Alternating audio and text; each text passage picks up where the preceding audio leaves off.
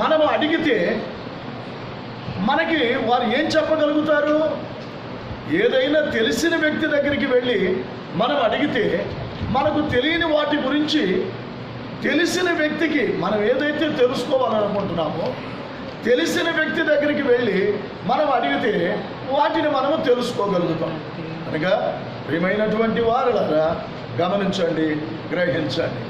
మరి దేవుని యొక్క వాక్యంలో మరి ప్రకారంగా మనము చూసినట్లయితే మత్తయి సువార్త 18వ అధ్యాయము మరి 21వ వచనములో, ఆ సమయమున పేతురు ఆయన యొద్దకు వచ్చి, ప్రభువా, నా సహోదరుడు నా ఎడల తప్పిదము చేసిన ఎడల నేను ఎన్ని మారులు అతని క్షమింపవలెను అని ఇదిగో ఈ ప్రకారంగా ప్రభు దగ్గర తనకున్న సందేహమును,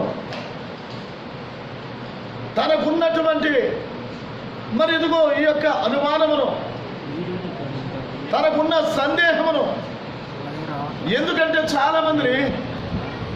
చాలామంది కూడా ఎన్నిసార్లు క్షమించాలి, ఎన్నిసార్లని క్షమించాలి, ఎన్నిసార్లని, ఎందుకంటే మనుషులకి ఇసుకొచ్చేస్తుంది. ఇదిగో ఎన్నిసార్లు ఇవ్వాలి, ఎన్నిసార్లు చెప్పాలి, ఎన్నిసార్లు అంటే మనుషులు ఇన్నిసార్లని పరిమితి పెట్టుకుంటారు. ఒకసారి అడిగితే ఇచ్చాం, 2 సార్లు అడిగితే ఇచ్చాం, ఇక జీవితాంతం ఇక ప్రతిసారి అడుగుతూ ఉంటే ఎక్కడి నుంచి తీసుకొచ్చేవాలి? ఎక్కడి నుంచి మేము తెచ్చేవాలి? ఎక్కడి నుంచి తెచ్చేవాలి? ఎంతనివ్వాలి? ఎన్నిసార్లు ఇవ్వాలి అనేటువంటిది ఇదిగో ఈ యొక్క అసహనము అనేటువంటి దానిని మనము వ్యక్తం చేస్తూ ఉంటాం. అసహనాన్ని వ్యక్తం చేస్తాం, అసహనమును మనం వ్యక్తం చేస్తాం. ప్రియమైన వారులారా గమనించండి, గ్రహించండి. ఎన్నిసార్లు అనేటువంటిది, అలాగే ఎన్నిసార్లు క్షమించాలి, ఎన్నిసార్లు క్షమిస్తామండి? మా ఎడల ఎన్నో తప్పులు చేస్తున్నప్పుడు ఎన్నిసార్లని క్షమించాలి, ఎన్నిసార్లని క్షమించాలి అని ఇదిగో ఈ ప్రకారంగా 1 సారి 2 సార్లు 3 సార్లు అంటే క్షమిస్తాం. ప్రతిసారి తప్పు చేస్తూ ఉంటే మేము క్షమించాలా అని ఈ ప్రకారంగా మనుషులు ఇన్నిసార్లని పరిమితి పెట్టుకుంటారు. ఆ అన్నిసార్లు కనుక దాటితే అసహనమును వ్యక్తం చేస్తూ ఉంటారు. అందుకని పేతురు గారు అంటున్నాడు, మరి ఇదిగో ఈ పేతురు ఆయన యొద్దకు వచ్చి, ప్రభువా, నా సహోదరుడు నా ఎడల తప్పిదము చేసిన ఎడల నేను ఎన్ని మారులు అతనిని క్షమింపవలెను? 7 మారులు మట్టుగా అని అడుగుతున్నాడు. ఎన్నిసార్లు మట్టుగా? 7 మారులు మట్టుగా అని అడుగుతున్నాడు. 7 మారులు మట్టుగా అని అడుగుతున్నాడు. అంటే ఇంత పరిమితం అన్నమాట. 1 సారి 2 సార్లు 3 సార్లు, లేకపోతే 4, లేకపోతే 5, లేకపోతే 6 సార్లు. 1 సారి క్షమించవచ్చు, 2 సార్లు క్షమించవచ్చు, 3 సార్లు క్షమించవచ్చు. ఇక మరి ప్రకారంగా మరి ఎన్నిసార్లు క్షమించాలి? నా ఎడల తప్పిదము చేస్తే అసలు నేను ఎన్నిసార్లు క్షమించాలి? అందుకని యేసుక్రీస్తు ప్రభుని పేతురు గారు అడుగుతున్నారు. యేసుక్రీస్తు ప్రభుని, ఎందుకంటే మనిషికి తెలిసింది కొంతే, మనిషికి తెలియనిది ఎంతో ఉన్నది. మనిషికి తెలిసినవి కొన్ని, మనిషికి తెలియనటువంటివి ఎన్నో ఉన్నాయి. మనకి తెలిసినవి కొన్ని, మనకి తెలియనివి ఎన్నో ఉన్నాయి. మనకి తెలియనివి ఎన్నో ఉన్నాయి, మనకి తెలిసినవి కొన్ని. అందుకని సమస్తమును ఎరిగినవాడు, సమస్తమును తెలిసినవాడు, ఆయనకి తెలియనిదంటూ ఏమీ లేదు, ఆయన ఎరుగనిదంటూ ఏది లేదు, ఆయనకి తెలియనివంటూ ఏమీ లేవు. ఆయనకి మరుగైనది అంటూ ఏది కూడా లేదు. ఆయనకి అన్నీ ఎరిగినవాడు, అన్నీ తెలిసినవాడు. అందుకని ఆ తెలిసిన దేవుని యొద్దకు వచ్చి ఈ ప్రకారంగా పేతురు గారు మరి రీతిగా అడుగుతున్నాడు, నా సహోదరుడు నా ఎడల తప్పిదము చేసిన ఎడల నేను ఎన్ని మారులు అతన్ని క్షమింపవలను? 7 మారులు మట్టుగా అని అడిగాను. అప్పుడు ప్రభు చెప్పుచున్నాడు, అందుకు యేసు అతనితో ఇట్లనెను, 7 మారులు మట్టుకే కాదు. ఒక్కసారి గమనించండి, ఒక్కసారి గ్రహించండి. 7 మారులు మట్టుకే కాదు. మరి ఎన్ని మారులు మట్టుకు అని చెప్పాడు? ఈయన అన్నాడు, పేతురు గారు అన్నాడు 7 మారులు మట్టుగా అని అంటున్నాడు. 7 మారులు మట్టుగా అంటే ప్రభు అవునని అంటాడేమో అనుకున్నాడేమో. 7 మారులు మట్టుగా అంటే ప్రభు అవునని అంటాడనుకున్నాడు. కానీ ప్రభు చెప్పుచున్నాడు 7 మారులు మట్టుగా అని.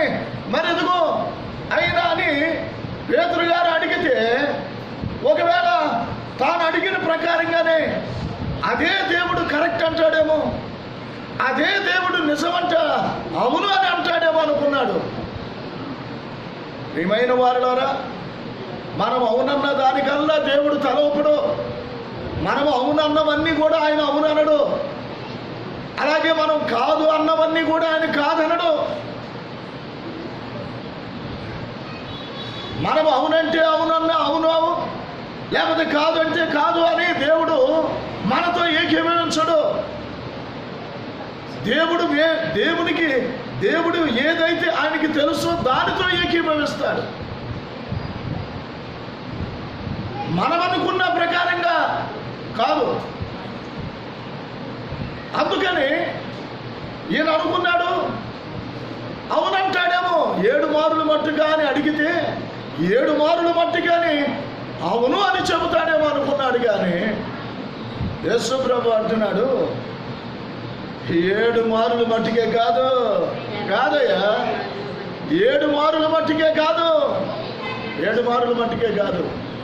మనిషి పరిమితం పెట్టుకుంటాడు. మనిషి పరిమితం పెట్టుకుంటాడు. 1, 2, 3 అని పెట్టుకుంటాడు. 1, 2, 3 ఎన్నిసార్లు చెప్పాలి? ఎన్నిసార్లు ఇవ్వాలి? ఎన్నిసార్లు సాయం చేయాలి? 1 సారి అంటే, 2 సార్లు అంటే, 3 సార్లు అంటే చేయొచ్చు. ఇక జీవితాంతం చెయ్యాలి అంటే, జీవితాంతం చూడాలి అంటే ఏదో కొన్ని రోజులంటే చూడగలుగుతాం. ఇక జీవితాంతం చూడాలంటే మా వల్ల ఎలా అవుతుంది?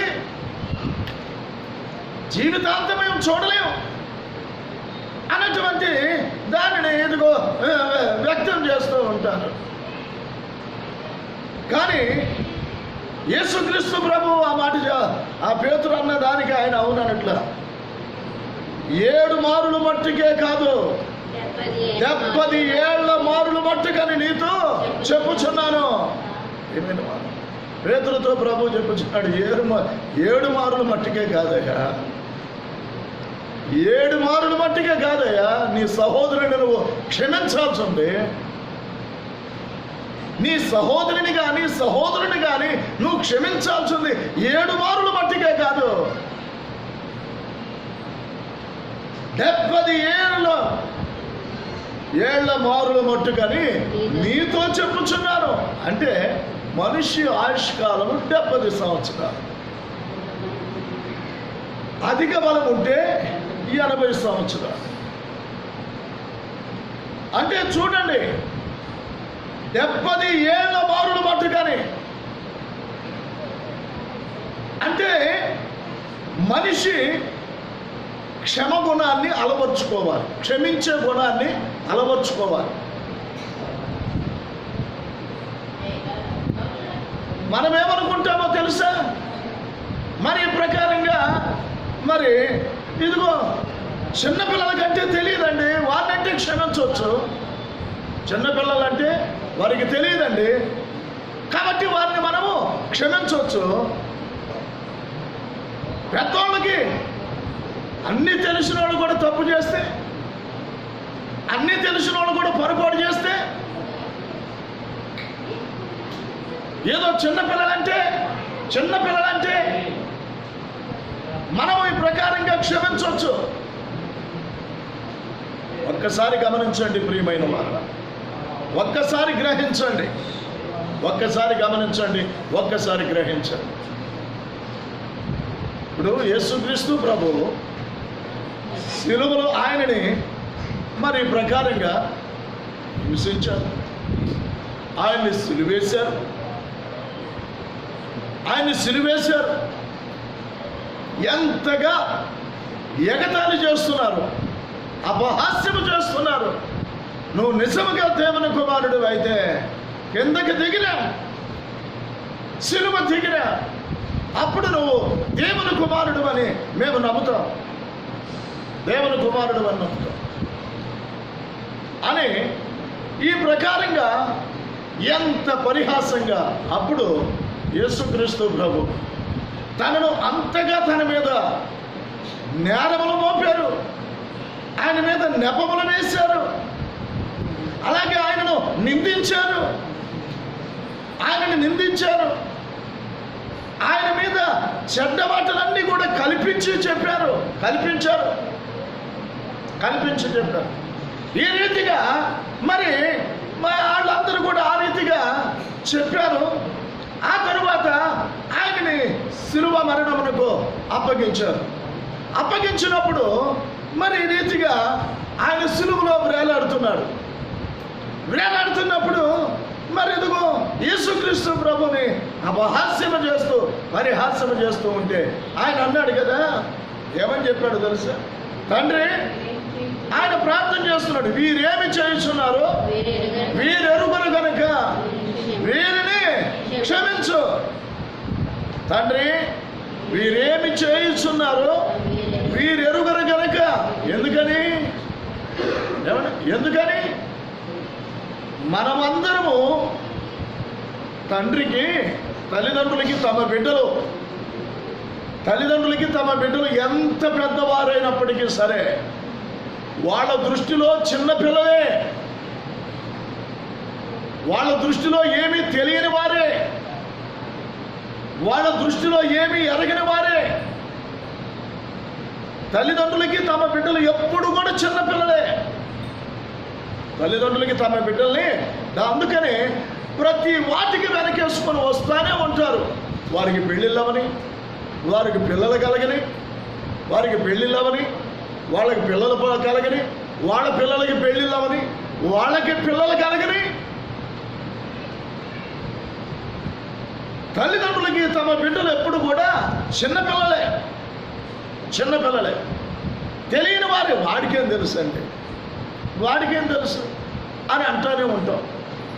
ఎన్నోసార్లు ఈ మాటను మనం ఉపయోగిస్తాం. వాడికేం తెలుసు అండి, వాడు చిన్నపిల్లడు ఏంటన్నా, పెళ్ళిడికి వచ్చాడు, అలాగే పెళ్లి చేసుకున్నాడు, బిడ్డలు కన్నాడు, తెలియదంటాం. ఏంటంటే మనం ఏం చెబుతామో తెలుసా? వాడికేం తెలుసండి అనేది ఈ ప్రకారంగా నిజమే. ప్రభు దృష్టిలో అక్కడ తన ఎదురు ఉన్నటువంటి వ్యక్తులందరూ కూడా ఆయన దృష్టిలో చిన్నపిల్లలే. వాళ్ళకి ఏమి తెలియని వారిగా చూస్తున్నాడు, చిన్నపిల్లలాగే చూస్తున్నాడు. వారికి ఏమి తెలియని వారిగానే చూస్తున్నాడు ఆయన, తెలిసిన వారిగా చూడట్లే ఆయన. వారికి ఏమి తెలియని వారిగానే చూస్తున్నాడు. అందుకని మరి ఈ ప్రకారంగా తండ్రి, వీరేమి చేయుచున్నారో వీరే ఎరుగరు గనక వీరిని క్షమించు అని ప్రార్థన చేస్తున్నాడు, క్షమించమని ప్రార్థన చేస్తున్నాడు. తనను అంత క్రూరంగా హింసించారు, దూషించారు, ద్వేషించారు, అబద్ధముగా చెడ్డ మాటలు ఆయన మీద కల్పించి చెప్పినప్పటికీ సరే ఆయన ఏం చేశాడో తెలుసా? ఆయన ఏమంటున్నాడో తెలుసా? వీరేమి చేయుచున్నారో వీరికే తెలియదు. వారికి తెలియదు. తెలిస్తే ఈ రీతిగా చేసేవారా కనుక ఆయన ఏమై ఉన్నాడో తెలియదు. కనుక గమనించండి ప్రియమైన వారులారా, గ్రహించండి. వారికి తెలియదు అని ప్రభు మరి ప్రకారంగా తెలియపరుస్తూ చెప్పుచున్నాడు. ప్రభు చెప్పుచున్నాడు, వీరేమి చేయుచున్నారో వీరు ఎరుగురు కనుక వీరిని క్షమించు అని ఆయన ప్రార్థన చేశారు. ఇంకొకరైతే ఆ రీతిగా చేయగలుగుతారా అంటే, ఇంకొకరైతే ఆ రీతిగా చేయగలుగుతారంటే ఇంకొకరు ఆ పని చేయలేరు, క్షమించలేరు. శాపనార్థాలు పెడతారు.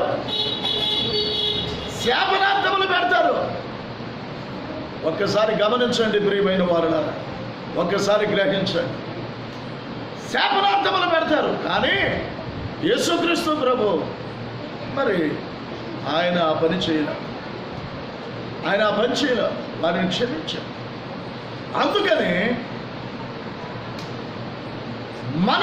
మనము కూడా ఆ రీతిగా చెప్పుచున్నాడు. 7 మార్లు మట్టుకు నేను క్షమించాలా అని మరి పేతురు గారు అడిగితే 7 మార్లు మట్టుకే కాదయ్యా, 70 ఏళ్ల మార్లు మట్టుకని మీతో చెప్పుచున్నా. 70 ఏళ్ల మార్లు మట్టుకని నేను నీతో చెప్పుచున్నా. 7 మార్లు మట్టుకు కాదు, 70 ఏళ్ల మార్లు మట్టుకు. అంటే మనిషి జీవించినంత వరకు కూడా క్షమగుణాన్ని కలిగి ఉండాలి, క్షమించే గుణమును కలిగి ఉండాలి. ఒక్కసారి గమనించండి, ఒక్కసారి గ్రహించండి ప్రియమైనటువంటి వారు, క్షమగుణాన్ని కలిగి.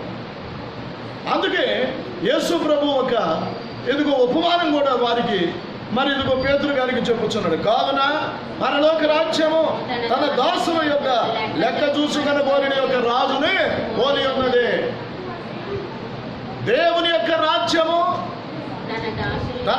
కావున పరలోక రాజ్యము తన దాసుల యొక్క లెక్క చూసుకొని కోరిన యొక్క రాజుని పోలి ఉన్నది.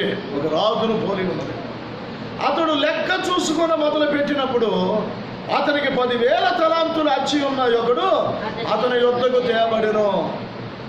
పరలోక రాజ్యము ఎలా ఉన్నదంటే తన దాసుల యొక్క లెక్క చూసుకొన కోరిన యొక్క రాజును పోలి ఉన్నదంట. అతడు లెక్క చూసుకొని మొదలు పెట్టినప్పుడు అంట అతనికి 10,000 తలాంతులు వచ్చి ఉన్న ఎక్కడ అతని యొద్దకు తేబడ్డాడంట. ప్రియమైన వాళ్ళ గమనించండి, గ్రహించండి. 10,000 తలాంతులు మరి వచ్చి ఉన్న ఒకడు అతని యొద్దకి అప్పు తీసుకున్న వ్యక్తి అతని యొద్దకు తేబడ్డాడు, రాజు యొద్దకు. అప్పు తీర్చడానికి వారి యొద్ద ఏమీ లేనందున వారి యజమానుడు వారిని, వారి భార్యను, పిల్లలను, వారికి కలిగినది యావత్తును అమ్మి అప్పు తీర్చవలనని ఆజ్ఞాపించాను. అతను పిలిపించాడు. ఏబాయ్, నువ్వు నాకు 10,000 తలాంతులు నీవు ఆ అప్పు ఉన్నావు కదా, మరి అప్పు ఎప్పుడు తీరుస్తావు? అప్పు తీర్చడానికి వారి యొద్ద ఏమీ లేనందున, అప్పు తీర్చుటకు వారి యొద్ద ఏమీ లేదు. ఉంటే ఎలాగోలాగా తీర్చడానికి ముందుకు వచ్చేవాడేమో. కొంతమంది ఉన్నా కూడా తీర్చడానికి మనసు ఒప్పదు. కొంతమందికి ఉన్నా కూడా తీర్చడానికి మనసు ఒప్పదు. ఎందుకంటే ఏంటో మరి ఆ మనస్తత్వం తెలియదు. ఉన్నా కూడా అప్పు తీర్చుకుందాం అనేటువంటిది ఆలోచన, ముందు అప్పు తీర్చుకుందామనే ఆలోచన ఉండదు, అప్పు తీర్చుదామనే ఆలోచన ఉండదు. అప్పు లేకుండా చూసుకుందామని అసలు అప్పు లేకుండా చూసుకుందాం అనేటువంటిది ఉండాలి. కానీ చాలా మందికి ఆ మనస్సు ఎందుకనో ప్రాణం ఒప్పదు, మనసు ఒప్పదు. వడ్డీలు కట్టుకుంటూ పోతానే ఉంటారు కానీ అసలు తీర్చేసుకుందాం, అప్పు లేకుండా చూసుకుందాం, అసలు తీర్చేసుకొని అప్పు లేకుండా చూసుకుందాం అన్నటువంటిది ఎందుకనో ఆ మనసు ఒప్పదు చాలామందికి. కానీ అప్పు తీర్చుటకు అతని యొద్ద ఏమీ లేనందున మరి ప్రకారంగా ఎదుగో వాని యజమానుడు వాని భార్యను పిల్లలను వాని కలిగినది యావత్తును అమ్మి ఏదైతే కలిగి ఉన్నారు, ఎందుకంటే ఎంతో కొంత కలిగి ఉండకుండా ఉండరు, ఏదో ఒకటి కలిగి ఉంటారు. మనుషులు ఏదో ఒకటి కలిగి ఉంటారు. ఏమి లేకుండా ఏమి లేదు. అప్పు చేస్తున్నాడంటే ఎంతో కొంత ధైర్యం ఉంటుంది కదా, ఇదిగో ఈ రీతిగా ఆ రీతిగా తీర్చుకుంటామనేటువంటిది ఆలోచన అనేది ఉంటుంది మనిషికి. అందుకనే మరి ప్రకారంగా మరి అబ్బాయి ఎదుగో వాని భార్యను పిల్లలను వాని కలిగిన యావత్తును అమ్మో ఏం చేస్తావో నాకు తెలియదయ్యా, నువ్వేం చేస్తావో నాకు తెలియదు, నువ్వేం చేస్తావో నాకు తెలియదు, నా అప్పు తీర్చు. ఇంతకాలం అయిపోయింది, నా అప్పు తీర్చు అని అన్నాడు. అయితే జరిగింది ఏంటో తెలుసా? కాబట్టి ఆ దాసుడు అతని ఎదుట సాగిలపడి మ్రొక్కి నా ఎడల ఓర్చుకొనుము. చూడండి అతను ఏం చేశాడో తెలుసా? తన యజమానుడికి మీద దగ్గర సాగిలపడ్డాడు. అయ్యా నా ఎడల ఓర్చుకో, కొంత టైం అయ్యాయా, ఇంతకాలం ఆగావు, ఆగిన వాడివి ఇంతకాలం ఆగావయ్యా, ఇంకొంత టైం అయ్యా, నిజమే నువ్వు ఇంతకాలం ఆగావు, ఓర్పు పట్టావు, ఇంతకాలం ఆగావు, కానీ వచ్చింది నా భార్య బిడ్డలను పోషించుకోవటానికి సరిపోతుంది తప్ప అప్పు తీర్చుకోవటానికి అవకాశం అనేటువంటిది ఏమాత్రం కూడా కలగట్లేదయ్యా. అప్పు తీర్చుకోవటానికి అవకాశం నిజమే, చాలా కాలం అయిందయ్యా, చాలా ఓర్పు పట్టావయ్యా, నువ్వు చాలా ఓర్పు పట్టావు, చాలా కాలం అయింది, మీరు చాలా ఓర్పు పట్టారు, కాదనట్లేదయ్యా. నాకు వచ్చేది నా భార్య బిడ్డలకి పోషించుకోవటానికి సరిపోతుంది తప్ప ఇంకా మరి ఏమాత్రం కూడా సరిపోని పరిస్థితి కలుగుతుందయ్యా అని ఇదిగో ఈ రీతిగా మరి అంటున్నాడు. నా ఎడల ఓర్చుకో, ఇదిగో ఈ ప్రకారంగా ఇదిగో నీకు అంతా చెల్లించేస్తానయ్యా, అంతా కూడా చెల్లించేస్తా, ఒక్క పైసా కూడా మిస్ చేయను, ఒక్క పైసా కూడా తగ్గించమను, ఒక్క పైసా కూడా ఉంచుకోనయ్యా, అంతా కూడా చెల్లిస్తానయ్యా, నాకు కొంత టైమే అయ్యా, కొంత టైం ఇవ్వని, మరి ఇదిగో ఈ ప్రకారంగా నీకు అంతా కూడా చెల్లించేస్తానయ్యా అని ఆ యజమానుడి పాదాల మీద పడి ప్రాధేయపడ్డాడు. ఆ దాసుడు ప్రాధేయపడ్డాడు. అప్పుడు చూడండి ఆ దాసుని యజమానుడు కనికరపడి ఎదుగో వానిని విడిచిపెట్టి వాని అప్పును క్షమించాడట. ఆ యజమానుడు ఆ దాసుడి మీద కనికరపడ్డాడు. ఎందుకంటే అతన్ని చూశాడు, అతని పరిస్థితిని చూశాడు, అతని పరిస్థితిని చూశాడు. చూసి ఇక అతను ఇంతకాలము ఈ ప్రకారంగా చెల్లించుకోలేకపోయాడు. ఇక ముందుకైనా సమయం ఇచ్చినా, ఇంత సమయం ఇస్తేనే, ఇంత సమయం ఇస్తేనే ఇతడు చెల్లించలేకపోయాడు. ఇంకా కొంత సమయం ఏమంటున్నాడు, ఇంతకాలం నేను సమయం ఇచ్చినా కూడా ఎంతో కొంత మరి ప్రకారంగా చెల్లించలేకపోయాడు. ఇక ముందుకి ఇతడు ఏమి చెల్లిస్తాడు? అతన్ని చూడగానే అతని యజమానునికి అతని మీద జాలి కలిగింది.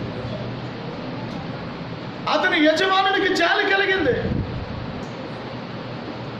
తన దాసుని ఎదుగో ఈ ప్రకారంగా మరి ఏం చేశాడో తెలుసా? ఆ దాసుని యజమానుడి కనికరపడి వారిని విడిచిపెట్టి వారి అప్పును క్షమించేశాడు. సరే నువ్వు వెళ్ళు, ఇక నువ్వేం అప్పు కట్టనక్కర్లేదు, ఇక నువ్వు సంతోషంగా బ్రతుకు, ఇక దిగులు పడమాకు. అప్పు గురించిన ఇక ఆలోచన నీ వద్దు, వెళ్ళు అని చెప్పాడు.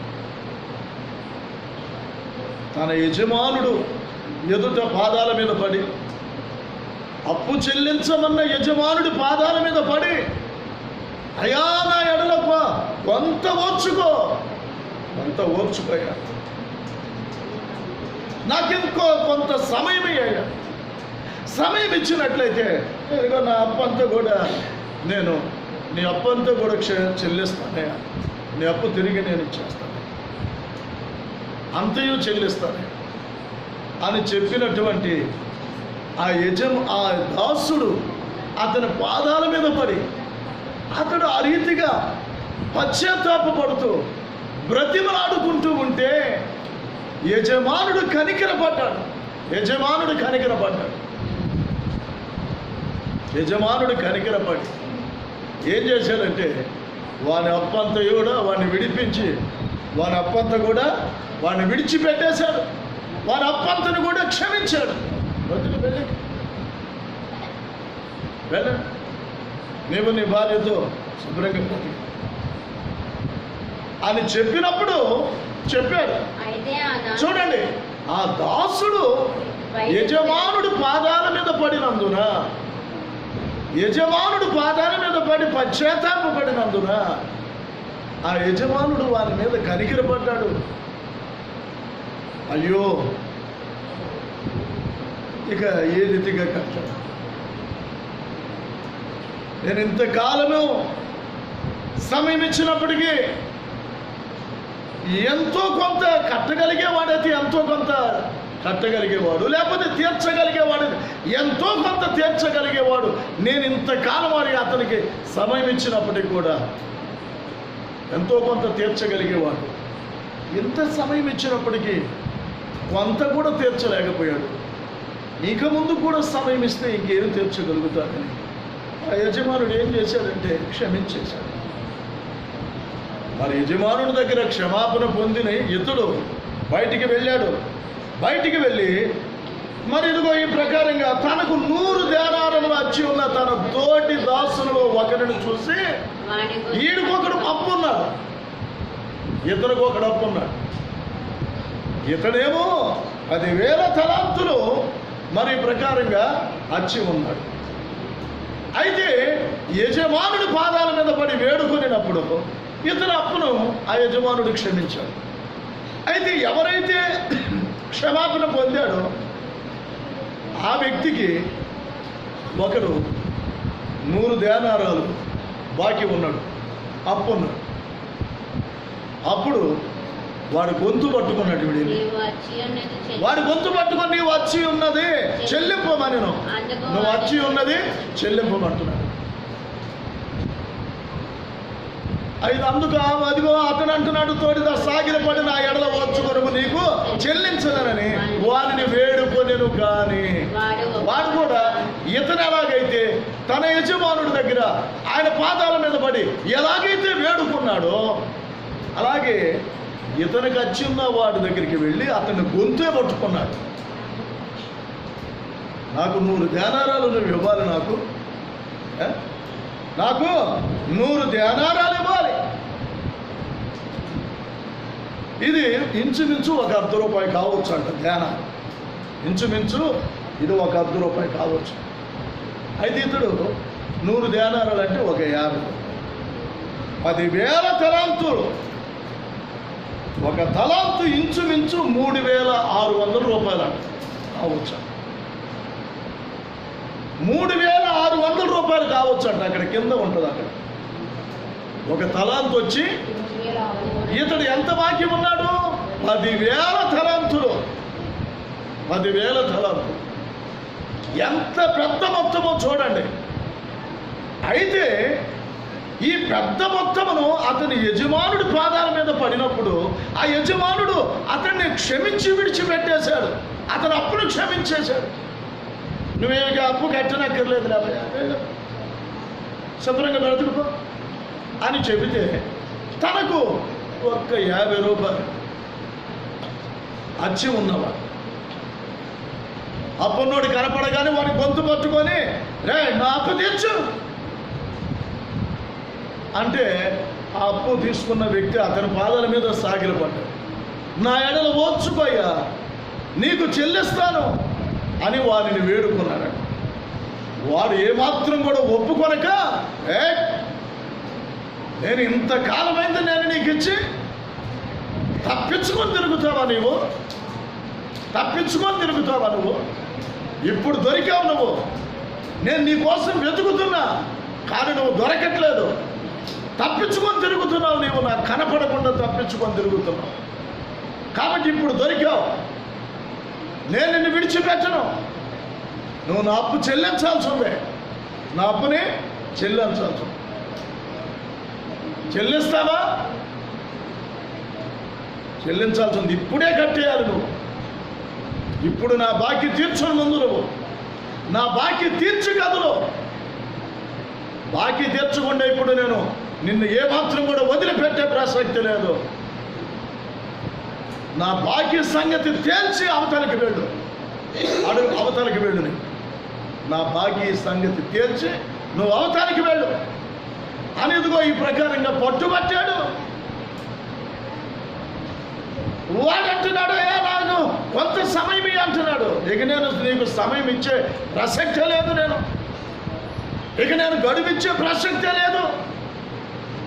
నువ్వు నా దగ్గర తీసుకున్నటువంటి వాక్యాన్ని నీవు నాకు చెల్లించు, ముందు నాకు చెల్లించు. ఇదిగో వాడిని శరసాల్లో వేయించేశాడు. అయ్యా, వీడు నాకు అప్పు ఉన్నాడు, మరి నా అప్పు తీర్చకుండా ఇదిగో ఇతడు తప్పించుకొని తిరుగుతున్నాడు. కాబట్టి ఇదిగో నా అప్పును ఏమయ్యా, ఏంటి అతను అప్పు తీర్చేయచ్చుగా అని అక్కడ వాడు శరసాల నాయకుడు లేక అక్కడ ఉన్న అధిపతులు అడుగుతున్నారు. అయ్యా, నాకు కొంత టైం ఏమంటున్నానంటే అతడు ఒప్పుకోవట్లేదయ్యా. అతడు ఒప్పుకోవట్లా. మేమేం చెయ్యం. అతని మీద కేసు పెట్టాడు. నేను చేయగలిగింది ఏమి లేదు. అతడు ఒప్పుకుంటే నువ్వు వెళ్ళొచ్చు, కానీ అతడు ఒప్పుకోట్లా. కాబట్టి నువ్వు చెల్లించు. మా చేతిలో ఏమి లేదు. అతడు నీ మీద పెట్టాడు కేసు, కాబట్టి నీవు సరసాలు నువ్వు శిక్ష అనుభవించాల్సిందే. ఇదిగో ఈ ప్రకారంగా సరసాల్లో వేయించాడు. కాగా ఇదిగో ఈ సంగతి అంతా కూడా కొంతమందికి చూశారు. కొంతమంది ఇతడు యొక్క ప్రవర్తన చూశాడు. అరే ఇతడు 10,000 తలాంతులు తన ఒక ఆయనకి అప్పున్నాడు. ఆయన పిలిపించి నీ భార్యను నీ పిల్లలని నీ కలిగినంతా కూడా అమ్మి నా అప్పు తీర్చు అంటే, అయ్యా నా ఎడల ఓర్చుకో, నాకు కొంత సమయం ఇయ్యని ఆ యజమానుడి పాదాల మీద పడితే ఆ యజమానుడు క్షమించాడు కదా. మరి ఏంటి తన తోటి దాసుడిని క్షమించలేకపోతాడు? ఆ ప్రాణం ఒక 100 దేనారములు. వీడేమో ఎంత తప్పున్నాడు. తన యజమానుడిని వేడుకుంటే ఆ అప్పంతా కూడా క్షమించాడు కదా. అరే అతడు చెప్పుచున్నా కూడా వినిపించుకోకుండా, అతడు బ్రతిమలాడుకుంటున్నా ఒప్పుకోకుండా కడతావా లేదా అని చెప్పి ఈ ప్రకారంగా సరసాలు వేపించాడు. ఎందుకంటే తన అప్పును క్షమించాడు అని అందరికీ తెలిసి ఇతడే చెప్పుంటాడు. అలాగే కొంతమందిని చూస్తుంటారు కూడా. ఎందుకంటే గొడవ జరుగుతుంటే లోపల ఉన్న వాళ్ళందరూ కూడా ఇప్పుడు బయటికి వచ్చేస్తారు. ఇళ్లలో ఏదైనా కాస్త ఈ రోడ్లు ఏదన్నా కాస్త కేకలు వినపడినాయండి, మనకెందుకు లేని ఎవరైనా లోపలికి బయటికి రాకుండా ఉంటారా? అందరూ బయటకు వచ్చి ఒకసారి చూసిపోతాం అందరూ. అలాగే వాని భార్య పిల్లలను తీసుకొని రండి అంటే ఇదిగో ఈ ప్రకారంగా తీసుకొచ్చి అతని దగ్గరికి వస్తే వాడు సాగిల పడితే దేవుడు ఆ యజమానుడు వాడిని క్షమించాడు. మరి ఈ ప్రకారంగా ఇదంతా కూడా అందరూ చూశారు ఆ ప్రాంతంలో.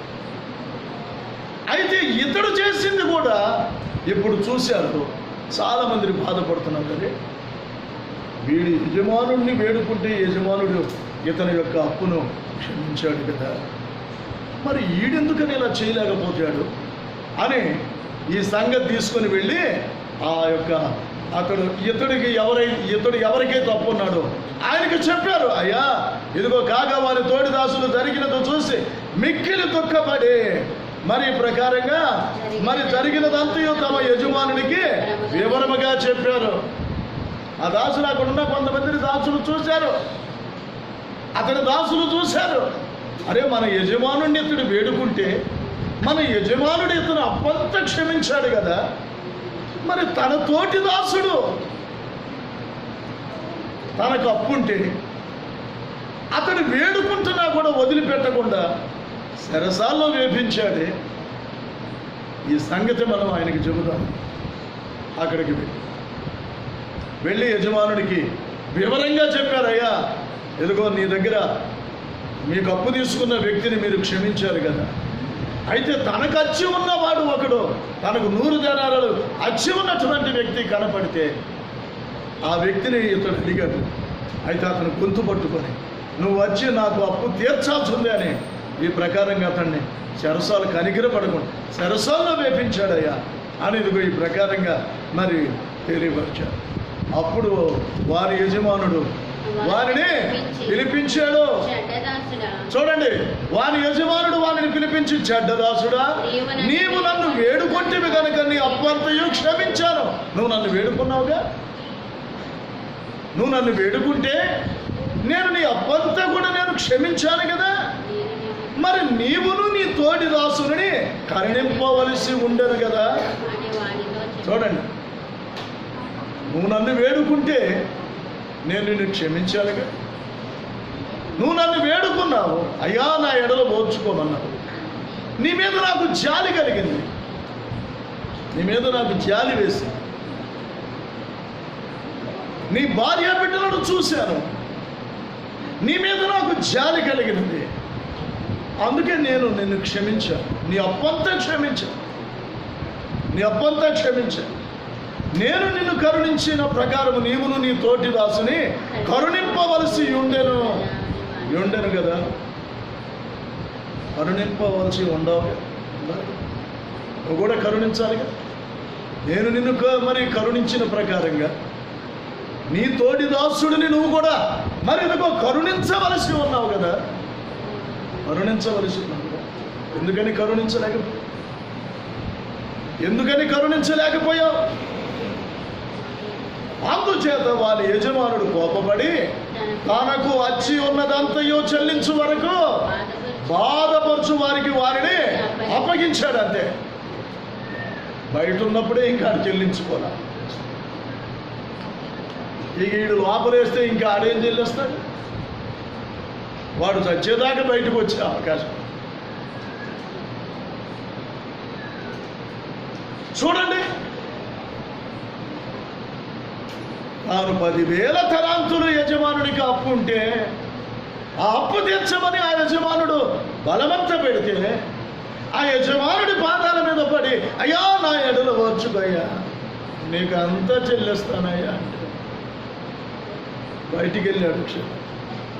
వాని అప్పు క్షమించుకొని బయటికి వెళ్ళి తనకు 100 దేనారాల అప్పు ఉన్నవాడిని పట్టుకొని గొంతు పట్టుకొని నువ్వు కడతావా లేదా అని మరి ప్రకారంగా వాడిని సరస్సులో పడి యజమానుడికి ఆ దాసులు చెప్పారు, అయ్యా నువ్వు క్షమించావు కదా ఒక వ్యక్తిని, ఆ వ్యక్తి ఏం చేశాడో తెలుసా, తనకు 100 దేనారాలు అచ్చి ఉన్నవాడిని ఎదుగో పట్టుకున్నాడు, నువ్వు అప్పు చెల్లిస్తావా లేదా అని. అతడు నా ఎడలో ఓర్చుకోయ్యా చెల్లిస్తానంటే ఏమాత్రం కూడా వినిపించుకోకుండా, పట్టించుకోకుండా ఇదిగో ఈ ప్రకారంగా ముందుకి అతన్ని తీసుకెళ్లి శరసాలు వినిపించాడు. అందుకని యజమానుడు పిలిచాడు, చెడ్డ దాసుడు, నేను నిన్ను కరుణించిన ప్రకారం నీవు కూడా నీ తోటి దాసుని కరుణింపవలసి ఉండాలి కదా. కానీ అందుచేత వారి యజమానుడు గొప్పపడి తనకు అచ్చున్నదంతా చెల్లించు వరకు బాధపరచు వారిని అప్పగించారు.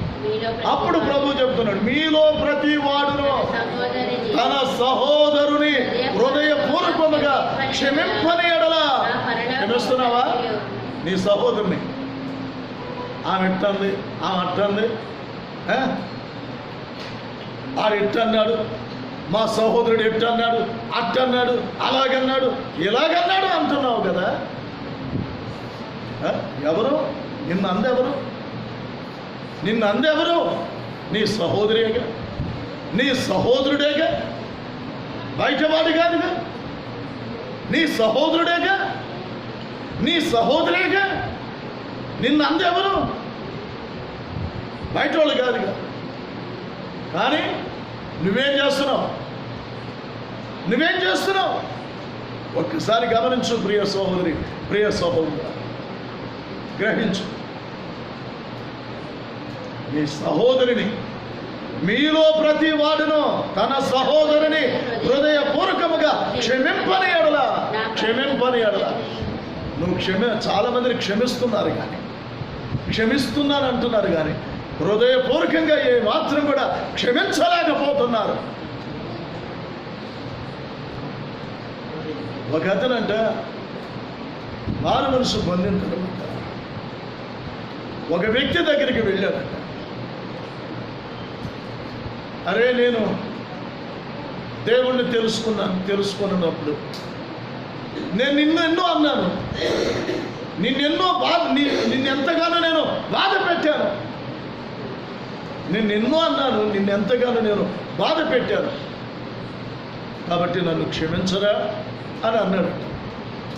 నన్ను క్షమించరా అన్నాడంట. వెళ్ళి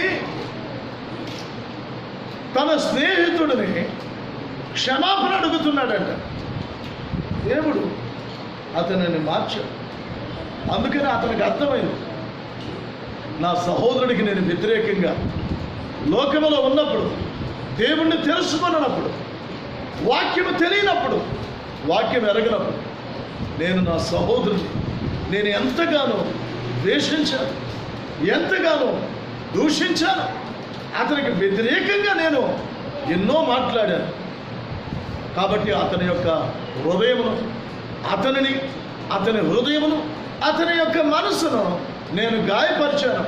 కాబట్టి అందుకనే ఇతనికి అర్థమైంది, క్షమాపణ కోరుకోవాలి. ఈ రోజుల్లో అర్థమవుతుందా? నీకు అర్థమవుతుందా? క్షమాపణ కోరుకుంటానికి ముందుకు వెళ్తున్నావా?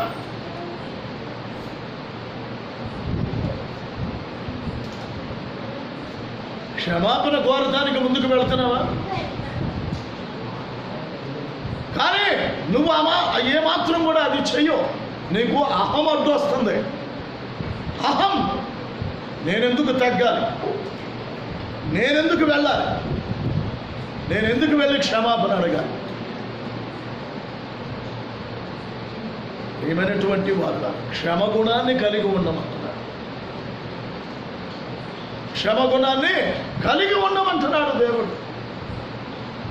మనం అనుకుంటున్నాం, ఎందుకు నేను క్షమించాలి? ఎందుకంటే దేవుడు నిన్ను క్షమించిన ప్రకారం, దేవుడు మిమ్మల్ని క్షమించిన ప్రకారం,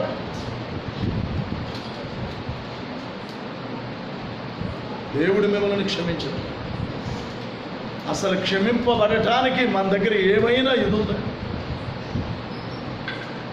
క్షమింపబడిన నేరములు మన జీవితంలో మనం ఎన్నో చేశాం. ఇతరులకి వ్యతిరేకముగా, ఇతరులకి విరుద్ధంగా ఎన్నో చేశాం, ఎన్నో అన్నాం, ఎన్నో మాట్లాడాం.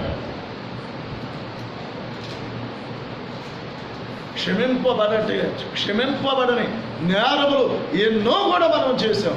అయినా కూడా దేవుని దగ్గరకు వచ్చి ఆయన ఎదుట మనం ఒప్పుకున్నప్పుడు ఆయన మనల్ని క్షమించాడు.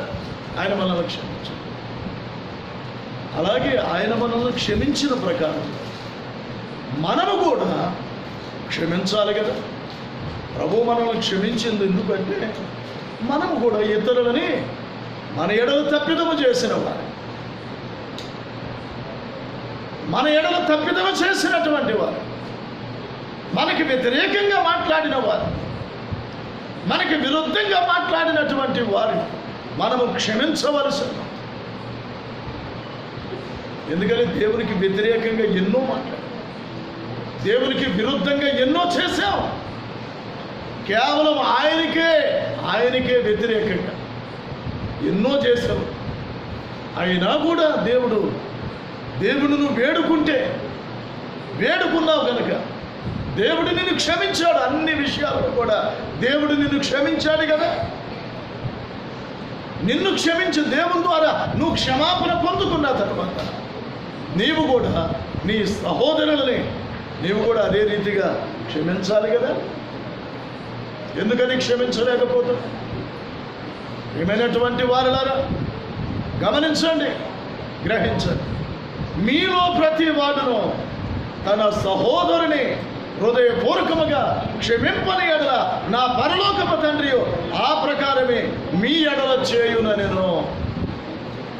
మీరు క్షమించని ఎడల నా పరలోకపు తండ్రి మీ ఎడల కూడా అదే చేయ. మీరు ఏ ప్రకారంగా చేస్తారు నా పరలోకపు తండ్రి ఆ ప్రకారముగానే మీ ఎడల కూడా చేస్తాడు. మిమ్మల్ని కూడా ఆయన క్షమించాడు. నువ్వు క్షమిస్తావా ఆయన కూడా నిన్ను క్షమిస్తాడు. ఆయన ఏం చెప్పాడో తెలుసా? మీరు నిలువబడి ప్రార్థన చేయనప్పుడు ఎల్లా కూడా క్షమిస్తూ ప్రార్థించమన్నాడు. క్షమిస్తూ ప్రార్థించమన్నాడు.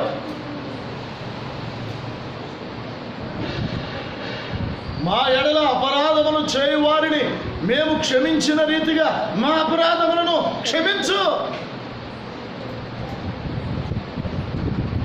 క్షమిస్తూ ప్రార్థించాలి. ఊరిక నీవు ప్రార్థన చేస్తే చాలదు. ప్రియమైనటువంటి వారిలారా గమనించండి, గ్రహించండి. ఏమి కలిగి మనము ఏ రీతిగా ఉండాలి అంటే మనం ఏ రీతిగా అయితే కరుణించబడ్డాము, అలాగే ఏ రీతిగా అయితే మనం కనికరింపబడ్డాము, అలాగే మన తోటి వారి ఎడల కూడా ఆ రీతిగానే మనము కరుణింపవలసిన వారుగా, మన తోటి వారిని మనం కరుణింపవలసి ఉన్నాం. నువ్వు ఏ రీతిగా ఏ విషయంలో అయితే నీవు కరుణించబడ్డావో ఆ విషయంలో నీ తోటి వారి ఎడల కూడా నువ్వు కరుణింపవలసి ఉన్నావు. కనుక గమనించు, గ్రహించండి. కనుక పేతురు గారు అడిగాడు, ప్రభు నా సహోదరుడు నా ఎడల తప్పిదము చేసిన ఎడల నేను ఎన్ని మారులు అతను క్షమింపవలను?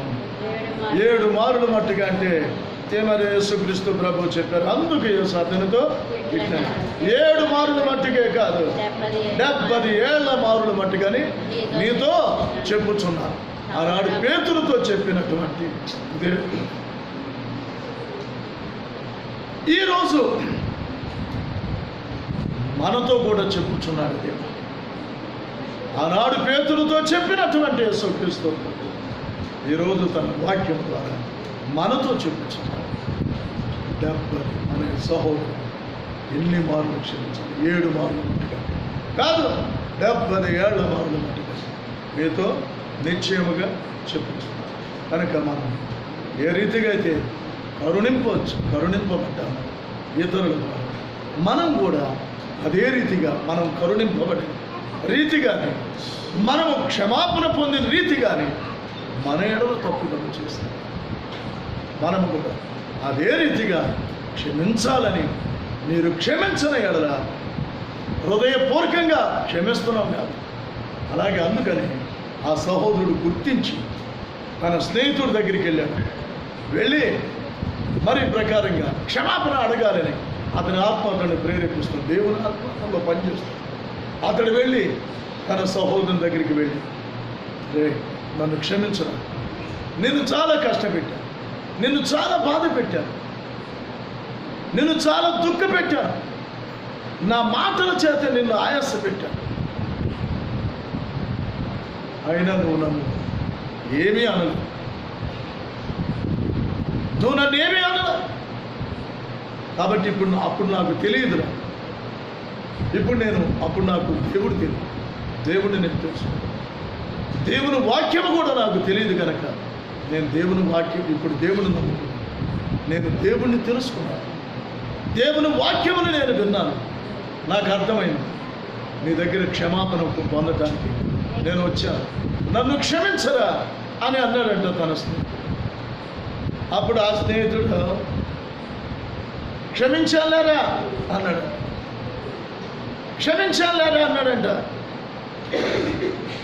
ఆ స్నేహితుడు. క్షమించాను సర్లేరా, నేను క్షమిస్తున్నాను, కానీ రే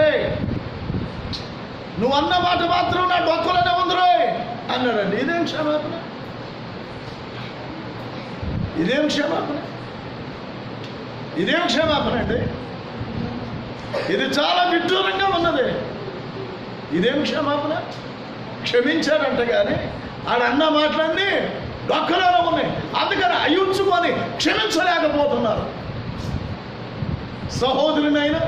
సహోదరునైనా వాళ్ళన్న మాటలు వాళ్ళన్నీ నేను మర్చిపోలా, వాళ్ళు మర్చిపోయారేమో, నేను మర్చిపోనా, అవి నా హృదయంలో ఉన్నాయి, నేనెందుకు క్షమించాలి?